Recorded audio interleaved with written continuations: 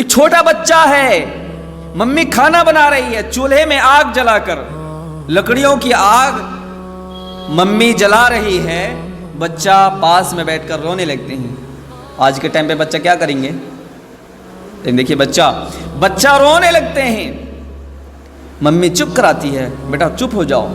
پوچھتے ہیں بیٹا تم رو کیوں رہے ہو؟ اللہ اکبر، ذرا سوچئے گا، ذرا اس جواب کو آپ تھوڑا سا غور سے سنیے۔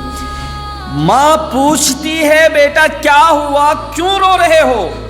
بیٹا جواب دیتے ہیں امی جان یہ آپ آگ جلا رہی ہو لکڑیوں کی۔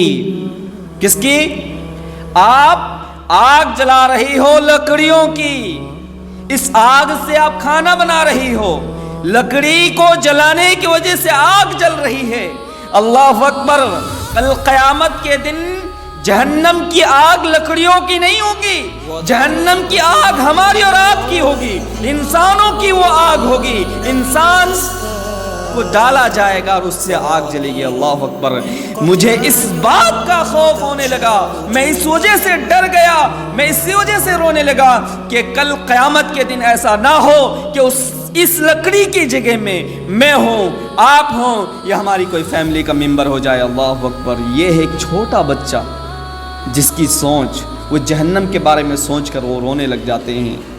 وَتَرَى الْمُجْرِمِينَ يَوْمَئِذٍ مُقَرَّنِينَ فِي الْأَصْفَادِ سَرَابِيلُهُم مِّن قَطِرَانٍ وَتَغْشَىٰ وُجُوهَهُمُ النَّارُ